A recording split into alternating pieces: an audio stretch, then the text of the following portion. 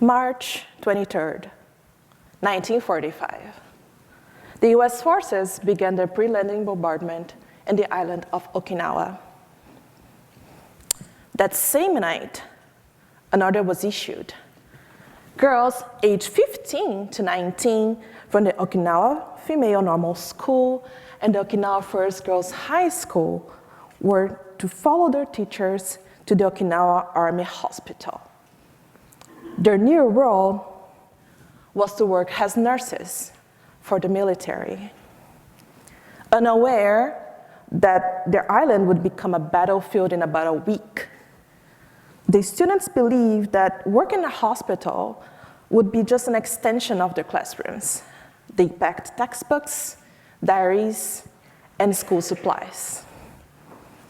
But one student, 18-year-old Kisa Shinzato, made an interesting choice. Before departing, she turned to her younger sister and handed her 2 small notebooks, asking her sister to keep them safe. What made those objects remarkable was not just their personal value, but also their history. Their covers bore censored illustrations, images banned from publication by the state in July 1940. Kisa's choice, though seemingly small, reveals how teenage girls negotiated their identities in an increasingly militarized society. I argue that Wartime Girls magazine challenged the simple categories of war collaboration and war resistance. These magazines were shaped by people, editors, novelists, illustrators, and readers alike. This interplay of multiple choices meant that the readers encounter both cries of endorsement and whispers of opposition.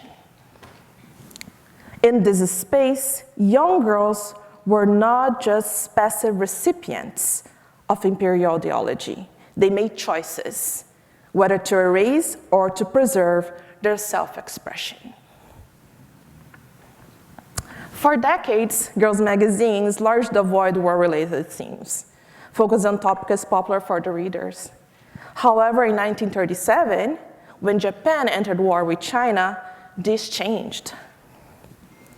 By 1938, the government worked closely with the publishers to ensure teenage magazines and readers across the empire engaged with the content approved by the military. And suddenly, readers were exposed to images of heroic soldiers and even fictional illustrations of Japan bombarding New York.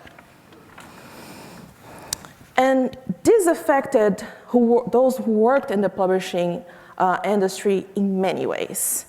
One person affected was Nakahara Junichi, the star illustrator of the girls' magazine called Shoujo no Tomo, or Girls' Friends in English. More than just an artist, Nakahara shaped the entire magazine aesthetic, from cover illustrations to fashion guides. Yet, in 1940, a student dress code shift. Military-style uniforms, like the monpe, became mandatory for girls in the home front. Within months, Nakahara began receiving anonymous letters urging him to abandon fashion illustrations in favor of war-approved themes.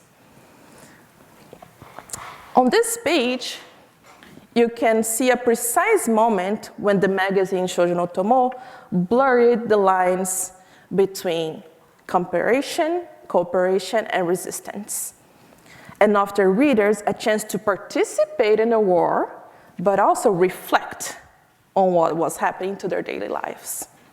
On one page, the magazine showcased students crafting gift bags for soldiers, here at the bottom, which typically included letters, canned food, and hygiene products.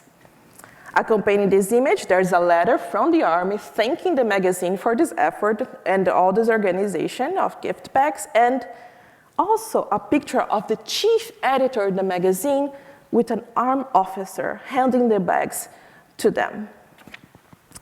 On the very next page, we have Nakahara Junichi. So here, he's publicly responding to the anonymous letters he's receiving, and he states that he does not think he must draw Montpellier attires at all. In fact, he wants the readers, and during these difficult times they are facing, to keep their tastes and preferences and adapt to the demands as they see fit.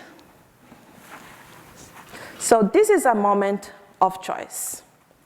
This juxtaposition shows how the magazine allowed the readers to navigate the terrain of war, allowing them to participate in the war effort and also still claim themselves and their identity.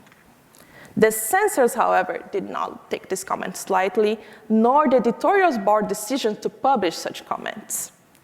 In July 1940, his drawings were officially deemed inadequate, and by the censors now, he was banned from illustrating any girls' magazines in the country.